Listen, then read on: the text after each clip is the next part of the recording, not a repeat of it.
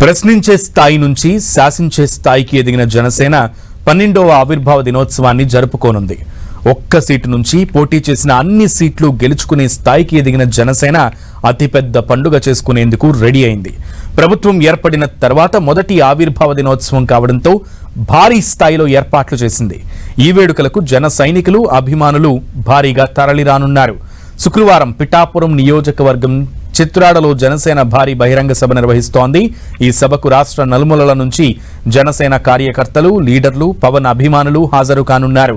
అయితే ఈ సభలో పవన్ మాట్లాడే స్పీచ్ పై సర్వత్రా ఉత్కంఠ కొనసాగుతోంది. సేనాని చాలా రోజుల తర్వాత పబ్లిక్ మీటింగ్ ను అడ్రస్ చేయబోతున్నారు. పైగా పార్టీ కార్యకర్తలు, నేతలను ఉద్దేశించి మాట్లాడబోతున్నారు. దీంతో ఆయన ప్రసంగం ఎలా ఉండబోతోందోనన్న ఆసక్తి అందరిలోనూ కొనసాగుతోంది. ప్లీనరీ వేదికగా పవన్ ఏం మాట్లాడబోతున్నారు, ఏ అంశాలపై ఫోకస్ చేయబోతున్నారనేది ఇంట్రెస్టింగ్ గా మారింది. ఇప్పుడు అధికారంలో ఉండటంతో పవన్ ఎవరికి టార్గెట్ గా విమర్శలు సంధిస్తారనే డౌట్స్ వ్యక్తమవుతున్నాయి. జనసేన ఫ్యూచర్ పాలిటిక్స్ పై క్లారిటీ ఇస్తారని ఎక్స్పెక్ట్ చేస్తున్నారు.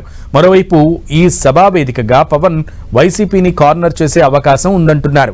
పిఠాపురం ప్రజలకు ప్రత్యేకమైన కృతజ్ఞతలు తెలిపేందుకు అక్కడే ఆవిర్భావ దినోత్సవ సభ జరగాలని పవన్ కళ్యాణ్ ఆదేశించారు. దీంతో చిత్రాడ గ్రామంలోని ఓ ప్రైవేటు వెంచర్లో భారీ స్థాయిలో ఆవిర్భావ వేడుకను నిర్వహించనున్నారు. ప్రభుత్వం ఏర్పడిన తర్వాత మొదటి ఆవిర్భావ దినోత్సవం కావడంతో ఈ సభను జయకేతనం అని నామకరణం చేశారు. పౌర సరఫరాల శాఖ మంత్రి నాదెండ్ల మనోహర్ నెల రోజుల నుంచి కాకినాడ జిల్లాలోనే ఉంటూ ఏర్పాట్లు దగ్గరుండి పర్యవేక్షించారు.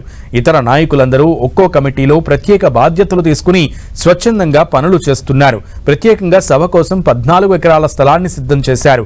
ఇందులో 50 అడుగుల ప్రజావేదికతో పాటు విఐపీలు, వివిఐపీలు కూర్చునేందుకు ప్రత్యేకమైన గ్యాలరీలను సిద్ధం చేశారు. గోదావరి జిల్లాల నాయకులను స్మరించుకునే విధంగా రాజా రావు బహదూర్, అలాగే డొక్కా సీతమ్మ, మల్లాడి సత్యలింగ నాయకర్ పేరు మీద 3 ద్వారాలను ఏర్పాటు చేశారు. ముఖ్య నేతల కోసం సభాస్థలికి సుమారు 500 మీటర్ల దూరంలో హెలీప్యాడ్ ఏర్పాటు చేశారు. ఈ సభకు ఇతర రాష్ట్రాల నుంచి కూడా జన సైనికులతో పాటు అభిమానులు, కార్యకర్తలు తరలిరానున్నారు.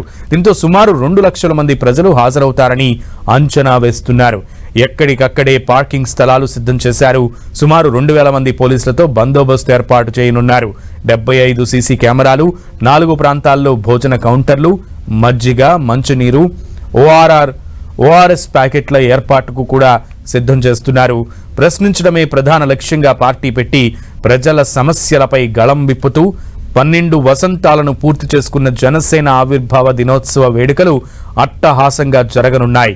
జనసేన అధినేత, AP deputy CM Pawan Kalyan తన సొంత నియోజకవర్గంలో ఈ వేడుకలను జరిపించనుండటంతో ఈసారి ఆవిర్భావ దినోత్సవానికి మరింత ప్రత్యేకత ఏర్పడింది.